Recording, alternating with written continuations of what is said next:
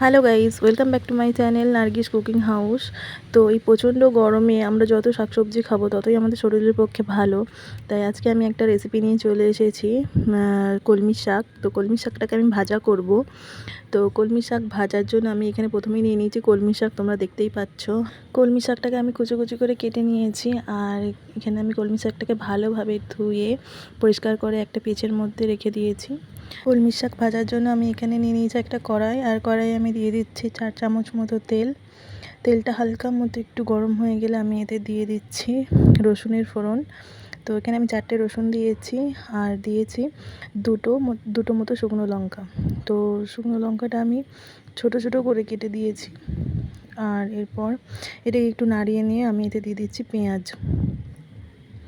পেঁয়াজটা দিয়ে আমি ভালো মতো এটাকে ভেজে নেব। আর ভেজে নিয়ে আমি একদম যখন এটা লাল লাল মতো হয়ে যাবে তখন আমি এতে দিয়ে দেব শাকগুলো। তো বন্ধুরা, যারা আমার ভিডিওটা দেখছো তারা অবশ্যই ভিডিওটা পুরোটা দেখো, স্কিপ না করে। আর ভিডিওতে ভালো লাগলে অবশ্যই লাইক দিও। তো দেখো, পেঁয়াজটা আমার লাল হয়ে এসছে। এরপর আমি ধুয়ে রাখা শাকগুলো দিয়ে দিচ্ছি। তো শাকটা আমি একটু ভালোভাবে নাড়াচাড়া করে নেব। নাড়াচাড়া করতে করতে আমি বাকি শাকগুলো এতে দিয়ে দেব। সব শাকগুলো দেওয়া হয়ে গেলে আমি ভালো করে নেড়ে চেড়ে এটা কিছুক্ষণের মতো রেস্টে দেবো, ঢাকা দেব। তো যারা আমার ভিডিওতে নতুন তারা অবশ্যই আমার চ্যানেলটা সাবস্ক্রাইব করে দিও। আর এরকম একটা ভাজা ওই গরম ভাতের সঙ্গে খেতে অসাধারণ লাগে, তাই অবশ্যই সবাই ট্রাই করো। আর একদম ঘরোয়া পদ্ধতিতে রান্না করছি, একদম সহজ পদ্ধতিতে। তো অবশ্যই ট্রাই করো, ভালো লাগবে আশা করছি। আমার তো বেশ ভালো লাগে, গরম ভাতের সঙ্গে এরকম শাক ভাজা পেলে তো আর কিছুই চাই না। তো অবশ্যই ট্রাই করে দেখতে পারো। তো এরপর দেখো, আমি এতে দিয়ে দিচ্ছি লবণ। তো এতে আমি কোনো জল দেব না, জলের ইউজ করিনি, কারণ এই শাক থেকেই যে জল ছাড়বে ওতেই শাক সিদ্ধ হয়ে যাবে। আর তোমরা দেখতেই পাচ্ছ এই শাকটা কত নরম হয়ে গেছে এখনই। তো দেখো শাক থেকে কত জল ছেড়েছে, আমি কিন্তু কোনো জল দিইনি এতে। তাই তোমরাও কেউ জলের ইউজ করবে না এতে, কারণ এরপরেও যদি তোমরা জল দাও তাহলে শাকটা একদম নরম হয়ে যাবে আর খেতে একদম ভালো লাগবে না। এরপর জলটা টেনে নেওয়ার জন্য আমি চুলোটা হাই ফ্লেমে দিয়ে দেব।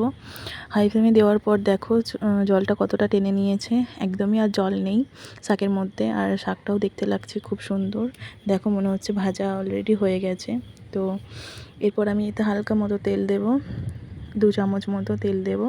তেল দেওয়ার পর আমি এটা হালকাভাবে ভাজতে থাকবো। তো দেখতেই পাচ্ছ শাকটা প্রায় ভাজা হয়েই এসছে। তো এইভাবে সবাই ট্রাই করে দেখতে পারো বাড়িতে, গরম ভাতের সঙ্গে খেতে খুব সুন্দর লাগে, তাই অবশ্যই ট্রাই করো। সব শেষে এতে আমি 1/2 চা চামচ মতো চিনি দিয়ে দিচ্ছি। আর চিনি দেওয়ার পর এটা আমি আরেকটু নাড়াচাড়া করব। আর একটু ভাজার পর এটা আমি নামিয়ে নেব। তো অবশ্যই বাড়িতে ট্রাই করো, ভালো লাগবে আশা করছি। আর যারা আমার ভিডিওটা এতক্ষণ দেখলে তারা অবশ্যই লাইক কমেন্ট করো, কমেন্টে জানিও কেমন হয়েছে। আর ট্রাই করো, আর চ্যানেলটা অবশ্যই সাবস্ক্রাইব করে দিও। তো দেখো শাক ভাজাটা আমার হয়ে গেছে আর খুব সুন্দর দেখতে হয়েছে। এতক্ষণ ভিডিওটা দেখার জন্য থ্যাংক ইউ।